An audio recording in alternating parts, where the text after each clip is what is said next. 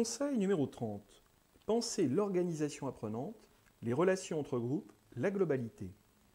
Il arrive que le formateur joue le rôle d'un architecte et qu'il intervienne sur les organisations de travail. Les organisations de travail exercent une influence sur l'apprentissage.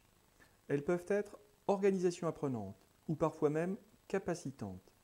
Dire qu'une organisation aide à apprendre n'est pas nouveau.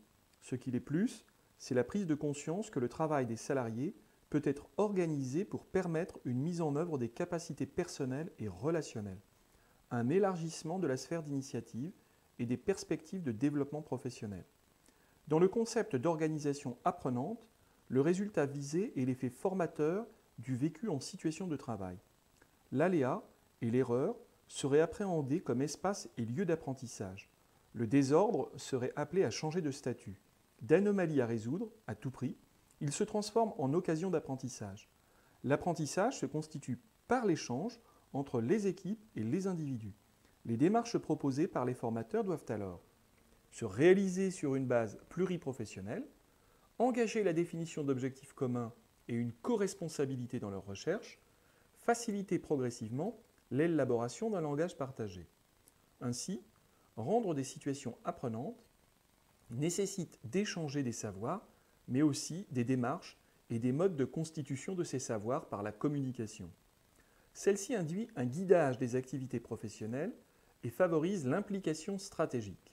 Le concept d'organisation apprenante s'assortit d'une capitalisation et d'une diffusion des savoirs et compétences développés. Les formateurs sont appelés à intégrer la notion de knowledge management, qui rend compte de cet effort méthodologique de capitalisation et de diffusion des savoirs tacites, c'est-à-dire non écrits ou informels.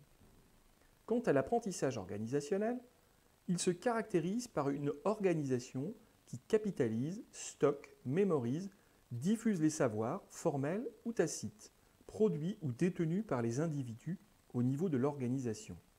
L'apprentissage laisse des traces sur et dans l'organisation. Ces marques sont transférées aux nouveaux collaborateurs. Il est alors possible de parler de connaissances organisationnelles.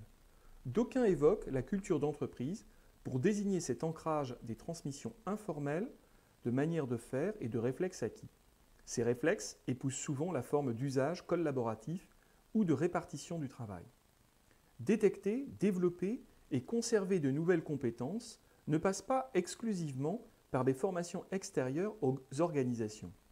Selon Argyris et Shawn, une organisation qui intègre à son fonctionnement normal la transmission de ses savoir-faire par les situations de travail gagne sur plusieurs points tels que conserver et maintenir le savoir-faire de ceux qui partent, développer en continu l'employabilité des formés et de leurs formateurs internes ou tuteurs, transformer les dysfonctionnements, pannes ou les contraintes en ressources pédagogiques, rester en état de veille sur l'évolution du portefeuille compétences, ne pas subir les aléas du marché du travail, s'adapter à des changements techniques et organisationnels. Pour réussir à mettre en place une organisation apprenante, Moinjon parle d'un learning mix comme d'un modèle intégrateur. La mise en place opérationnelle d'un tel modèle nécessite de gérer plusieurs dimensions. La dimension technologique, système d'information, la dimension culturelle, identité apprenante, la dimension stratégique, portefeuille de connaissances, et la dimension organisationnelle, structure apprenante. La dimension culturelle est selon lui la plus difficile, car elle nécessite chez chacun une motivation pour apprendre et progresser, une volonté de faire des choix informés sur la base d'informations valides, d'une propension à partager les connaissances, une capacité à réaliser des apprentissages en double boucle, une capacité à porter un regard critique sur soi-même, un niveau élevé de confiance interindividuelle, un droit à l'erreur et un climat de sécurité psychologique. Ce type d'approche fait du formateur un concepteur d'environnement d'apprentissage et un déclencheur de motivation. L'état d'esprit qui préside à la mise en place d'organisations apprenantes oriente le formateur vers un choix de méthode pédagogique holistique qui touche complètement les individus et pas seulement leurs capacités intellectuelles.